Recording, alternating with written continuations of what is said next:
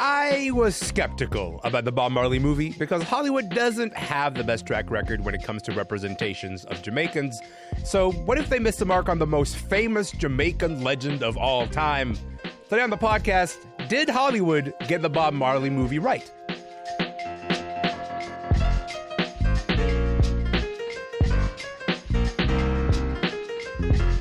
I'm Elamin Abdelmahmoud. This is Commotion. Look, there's a brand new movie out. It is out this week. It's out yesterday, as a matter of fact. It's about the life of one of the most iconic artists of all time. Here's a bit of the trailer for Bob Marley, One Love.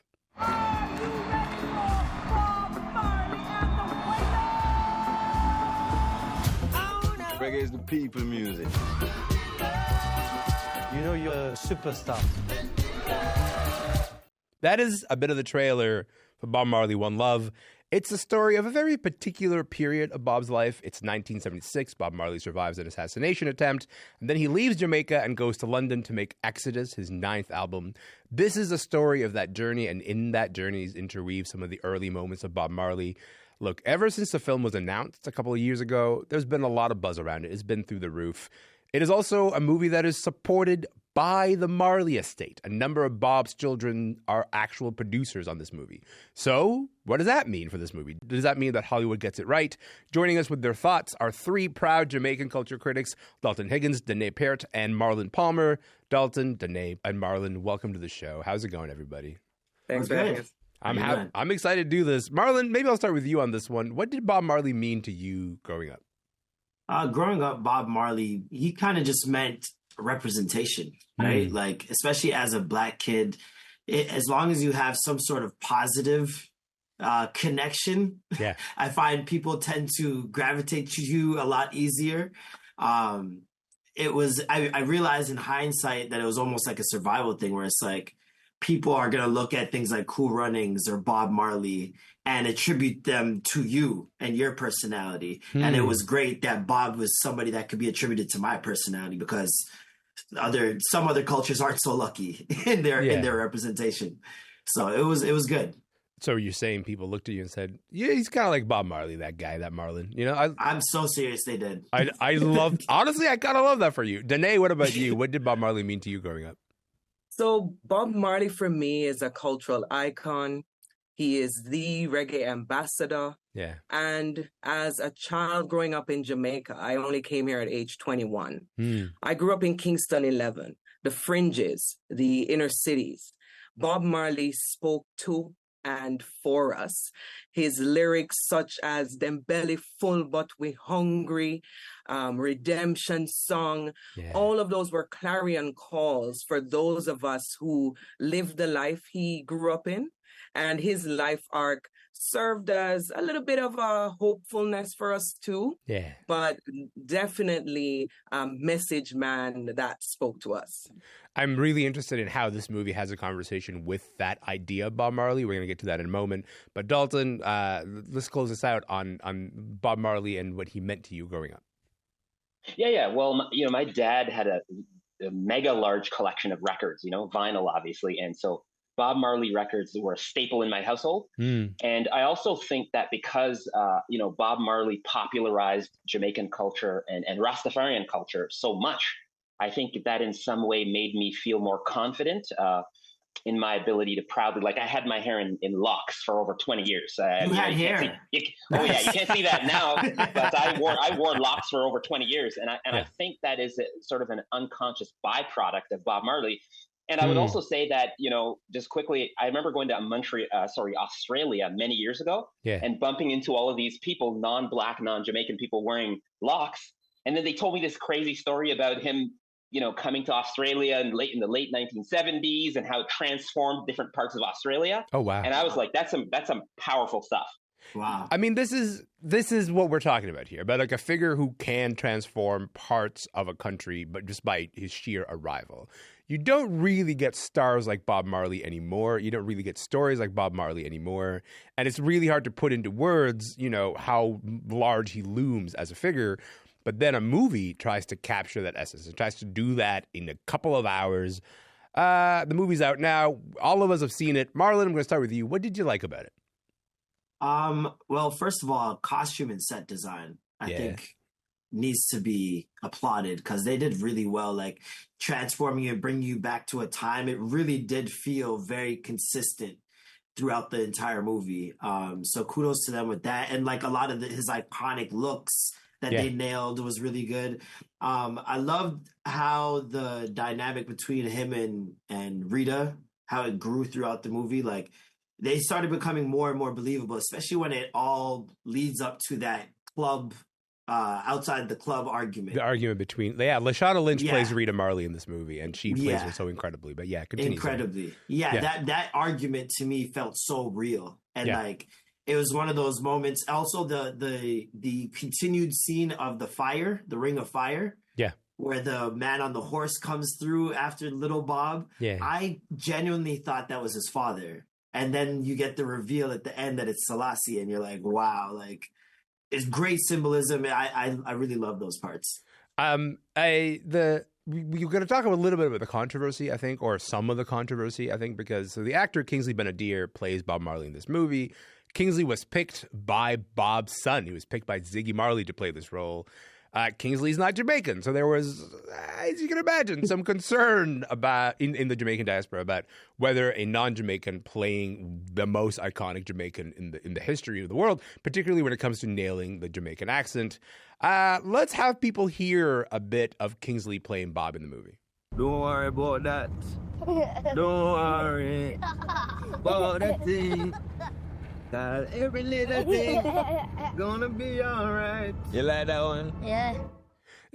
What I like is like watching Danae cringing. I'm going to come back to you in a moment, Danae. You hold that thought because I'm going to go to Dalton first. Dalton, I know you had before we were talking before we went to our screening. We were like, I don't know, man. I don't know if they're going to do this, you know. And then you kind of came out being like, okay, I see the vision. Where are you at with how Kingsley does this? Yeah, totally. I mean, I'm torn. I have mixed feelings. On the one hand, I think for anyone who thinks that playing Bob Marley, right, the most influential musician in the world, in this super high pressure biopic is an easy gig. They're off the rocker. This is a really tough gig. Now, having said that, Kingsley Ben-Adir, his performance was very good. It was fantastic. And again, I'm coming to this as a proud Jamaican, super jaded, super cynical about this idea of casting a Brit. Trinidadian Brit guy, it's a solid A-. Now,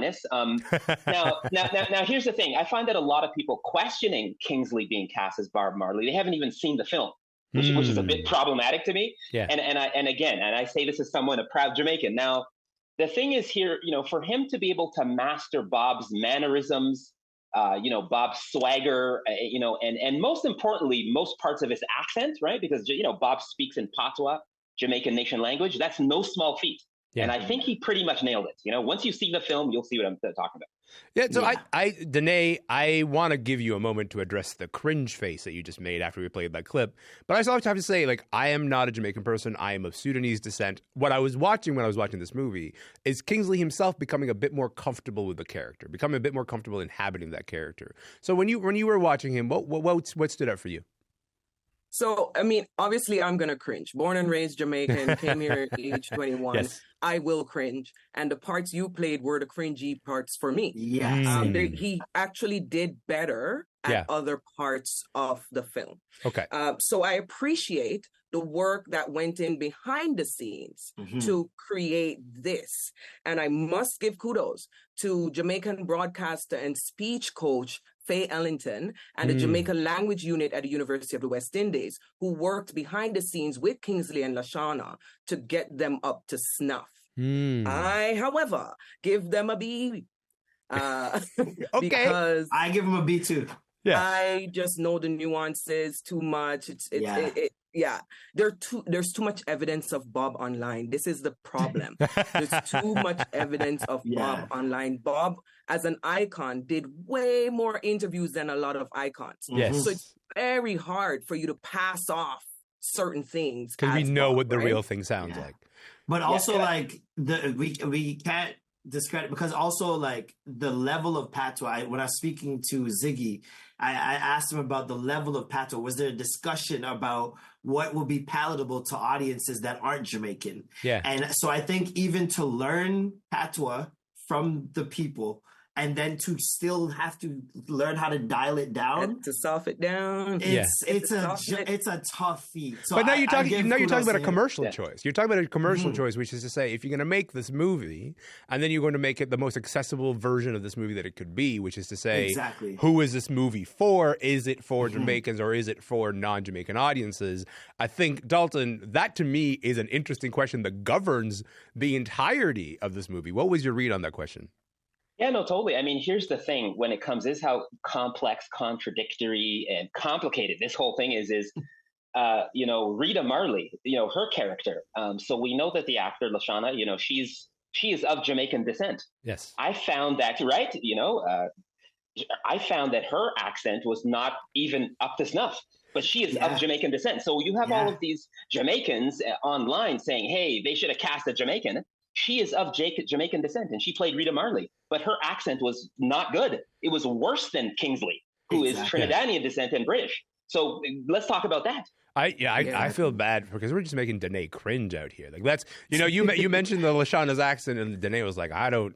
Did that register as kind of worse for you, Danae? It was worse. It was worse than Kingsley's for sure. I was surprised because so there's backstory for having this conversation about Jamaican and who is Jamaican, right? So if you're second, third generation, if you're an immigrant child, your patois is going to be different. Yeah. And I was hopeful for Lashana because I thought, well, she's of descent, so maybe she will nail it better. History. She had more fumbles than Kingsley did. Yeah, far more. Marlon, speaking of Jamaican accents, Hollywood has had this really long history of non-Jamaican actors giving just horrifically bad Jamaican accents, from the film Cool Runnings and also Brad Pitt and Meet Joe Black to every version of Sebastian the Crab to date.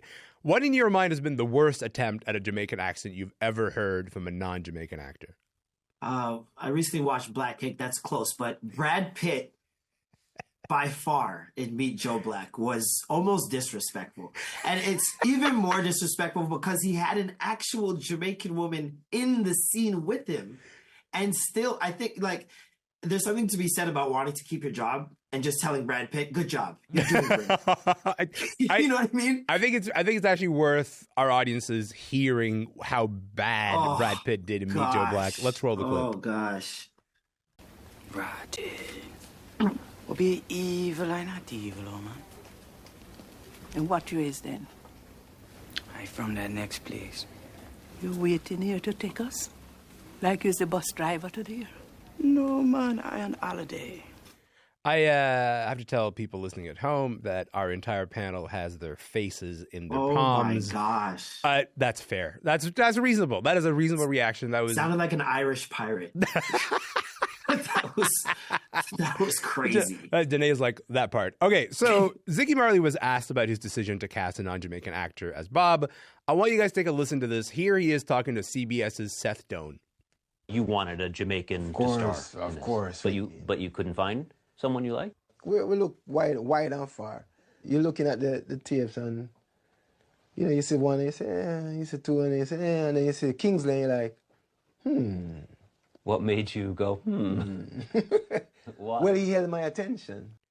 We looked wide and far, Danae. That's what he said. Wide we looked and far. wide and far. He's got a lot of reactions for those comments within the Jamaican diaspora because some people accepted that explanation, said, okay, I get it. He was the best person that you saw. And then some people didn't. And then they ended up listing actual Jamaican actors that they thought would have been great choices. I'm curious how you felt about his reasoning, the explanation that he gave there, Danae. So, with respect, I do not accept Ziggy's statement.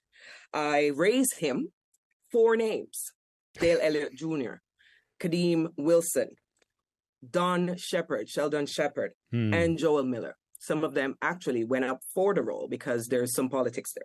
Anyway, the reality is these films don't like to take chances. Mm-hmm. And if anybody knows anything about casting, there is a gatekeeping, there is an emphasis on your resume, your IMDb, and much less opportunities are given to lesser known names and lesser exposed actors.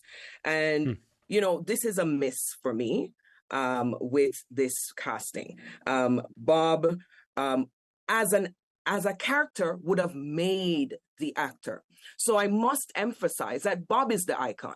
Bob is the star. Bob is the leading man. Anybody who takes that on should be honored and should mold into it. So it just is frustrating to hear this, especially when I think about Jamaican actors that are qualified and have, been trying to get in. And if they can't play Bob, what do we have left? If the Jamaican icons aren't played by Jamaicans, what do we have left? Can I say something quickly about Ziggy? Like Ziggy Marley, I think a lot of Jamaicans and non-Jamaicans were Ziggy Marley. If you look at his musical output over the years, over the last forever, it's the most non-threatening, watered down, articulation of Jamaican music, right? So always keep that in mind. If it's coming through Ziggy's prism, his point of view, that's perhaps some part of what you're going to get. I think that's constantly. Go ahead. Sorry. It's constantly appealing to a white gaze, right? At all times, let's soften it, let's mellow it down, because for some reason you don't trust audiences to be smart enough to embrace culture, to embrace languages, to embrace the roundedness of a character. Let's make him more palatable. I think it also goes to a larger discussion about classifying patois as a language. Because if you have to water it down for people to understand it, why is it just considered a dialect? Why can you make a Narcos entire season where it's subtitles for the whole season and people can watch that perfectly fine? The anime crowd is large and their thing is not listening to dubs. They want to read what's going on to make it hear it in the real voice. So it goes to a larger discussion about patois and how it should be classified as well. Yeah. And Hollywood thinks that success means not using subtitles. Subtitles are treated as duppy.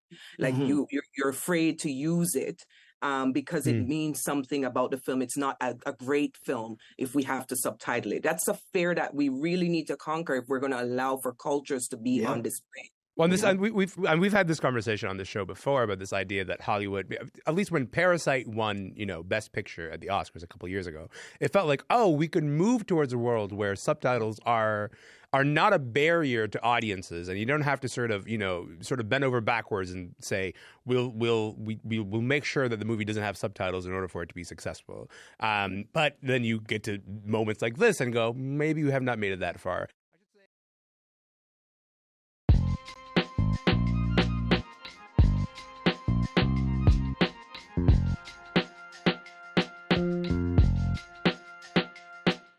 Folks are just joining us. My name is Elamin Abdelmahmoud, and this is Commotion. On today's podcast, we're talking about the new Bob Marley movie. It's called One Love. Dalton Higgins is here, Danae Peart is here, and Marlon Palmer are here. Danae, this movie covers Bob Marley from his rise to stardom up until his death. Anything you felt the movie missed about Bob's life that, maybe should have been given a fuller understanding? Where do we begin? In keeping in line with the word commotion. Yes. So the big commotion online is the missing mistress, Miss World, Cindy Breakspear. Yes. She's actually in the film, for those of you who haven't seen it yet, but very muted and very much considered missing from the story of Bob. Yes. The other thing for me is I feel like an opportunity is missed when we present what I'm calling a bohemian Bob. Bob was a radical. Bob was a revolutionary thinker, and we're being a little bit funny here when we try to dumb that down for the audiences. I also think another big thing missed is latching on to Bob's funeral. Bob had the largest funeral I've ever seen, anybody in Jamaica has ever seen, and it would have galvanized the audience around how important this man was on the island. I think another missed opportunity there. You'd have seen what made him icon, because Bob's arc on the island is different. Bob was shunned for his locks. Bob was not always embraced. But by the time he died, he was massive. and they missed an opportunity there. I agree. Just like the Biggie movie. I completely agree about the sort of radical elements. This idea that that the Bob Marley, like this movie, is the most really palatable version of Bob Marley that you could possibly imagine. Dalton, what was missing for you from this movie in terms of the Bob that you know versus the Bob that you saw on the screen? Yeah, totally. I think it's much like much of Ziggy Marley's musical output over the last few decades. There's a lot of just very watered down, articulations of Bob's life. Now, I think I was one of those film attendees who was waiting to see how they portrayed one of Bob's closest right hand musicians, Peter Tosh. Yeah, and he was one of the founding members of the Wailers, but there's no Peter Tosh in the film, and it was actually Peter Tosh who helped first of all, he taught Bob Marley how to play the guitar. And he was one of the ones who helped foster the Rasta and revolutionary fervor in Bob.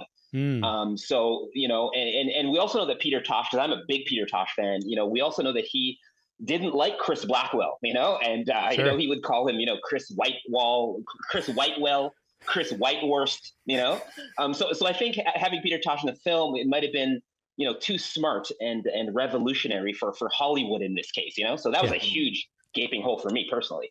Wow. Marlon, we got to say, a lot of people are going to turn up to the theater, to watch this movie. What do you hope they leave the theater feeling?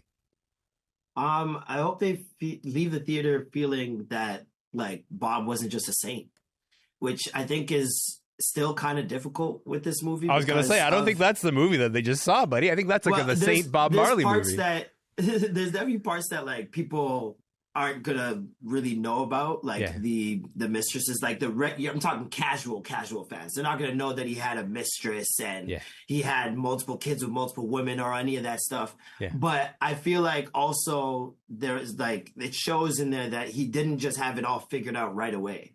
You know what I mean? He went through life, and as life threw things at him, his reaction was so important that it became a symbol for everybody on the island. Like that, when you talk about someone that can bring together these two political parties and hold their hands up on stage, I feel like that's going to show people that you don't have to be someone super important right away. You don't have to be born into it to make a change. Like you can do it from wherever you're at. And especially from a small island like Jamaica, to have the impact that he had, it's just insane. I think I was hoping for a movie that can have complexity at the same time as this deep history and this deep influence. I think you're going to get the deep history and deep influence. I'm not sure that you're going to get the complexity from this movie. Danae, look, I appreciate you guys all being here. We're going to close by playing Waiting in Vain from Bob Marley. This was Danae's pick. Danae, we got maybe 30 seconds to set it up here. There was a reason you wanted us to close on this song. What was that reason? So I think really this film is a love letter to Rita. From two specific children. These children had affiliation with the film through Tough Gong Films. That's Ziggy and Sidella. It is a love letter. It is saying she no longer has to wait in vain to be acknowledged as Bob's one love, to be acknowledged as the wife, the legacy holder, the one who, continued to, create family, the one who was supportive, the one who took a bullet in the head. This is a love letter to her. So she's no longer waiting in vain for her acknowledgement. That is a beautiful way to put it. We are going to hear the song, but just before we go, Dalton, Marlon, Danae, thank you so much for your time. I appreciate you guys being here. Let's hear the song. I don't want to wait in vain for your love. From the very first time I placed my eyes on you, girl, my heart says follow through. But I know now that I'm way down on Waiting in Vain from Bob Marley. Before that, you heard our group chat on the new biopic, Bob Marley, One Love. I was joined by Dalton Higgins, a publicist, author, and veteran music journalist, culture critic Danae Peart, and Marlon Palmer, a comedian and host of the morning show on Flow 98.7. Bob Marley, One Love is in theaters everywhere right now. That is it for the podcast today. I'm Elamin Abdelmahmoud. I'm back tomorrow. See you then.